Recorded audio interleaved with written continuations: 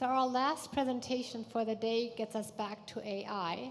You heard me already talk a little bit about it earlier. Andrea Knowlton from the College of the Arts, the Department of Dance, humanizes AI. Whether it's a zip code, a dress code, or bro code, code helps us classify information into meaningful contexts. But how do you code something that's both universal and highly individualized? I'm talking about dance, which is my area of study as an associate professor at Kennesaw State. So let's take part in a little movement exchange. I'll go like this, and we'll see what happens. Yeah, this movement exchange is rich in information. I can see endless variations in the level, the path, the speed, and I've shown you on a small scale just how complex a movement exchange can be.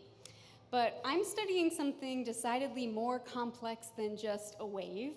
Over the past 3 years, my colleagues and I at Georgia Institute of Technology have been trying to decipher how two dancers improvise together. Yeah, it's pretty fascinating. So why do we care about this at all? So from a dance perspective, understanding the decision-making process between a co-creative nonverbal exchange is highly fascinating.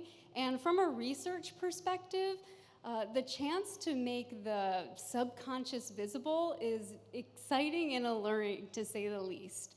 So we've been doing this, and we're doing this to transfer the information to an avatar. So the avatar, as you might know, is AI's future body. So we're giving it a body, and we're letting it interact with students. And I'll tell you a little bit more about my research in the next few slides. So bodies don't exist in a vacuum, of course, and so in order to let our AI experience the world, we've given it a camera to act as eyes and see, and we've also given it an interface, as you see here. Allows the human being to interact with it and have a co-creative exchange. And this software is called Lumini. It's originally conceived of by my collaborator, Dr. McGarrico at Georgia Tech. And Lumini is a co-creative, artificially intelligent powered software that allows for a human-centered interaction between dancer and avatar. And I want to bookmark that moment, human-centered, because against all odds, AI has really humanized my research. And it's allowed me to dive deep into studying human beings and their co-creative relationships. This was a big surprise to me when I started studying AI, for sure.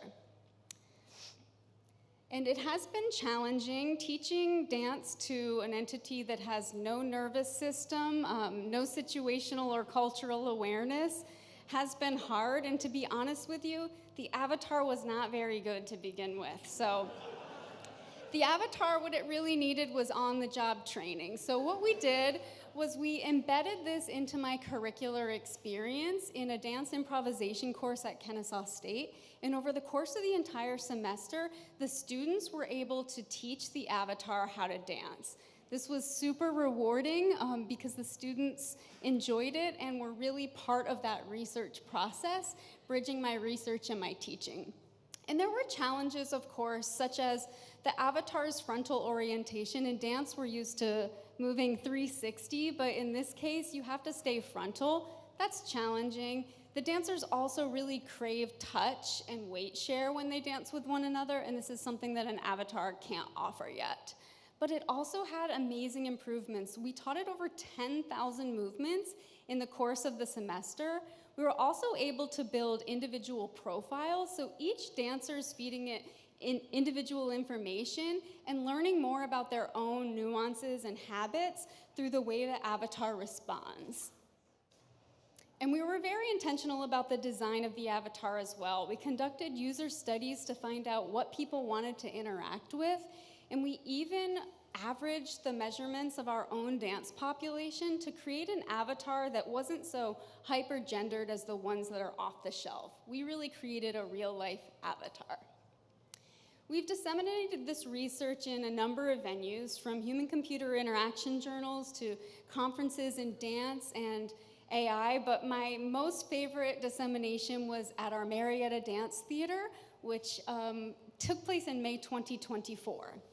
Now, this performance was one of the most technologically heavy instances of a performance that's probably taken place at that theater. We've got scrims and projection screens, live feed cameras, live music and dance, all in an educational setting. And let's take, I don't know, maybe 20 seconds to look at the next slide. Welcome to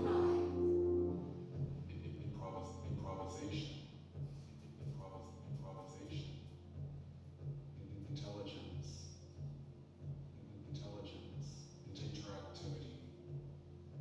interactivity, artificial.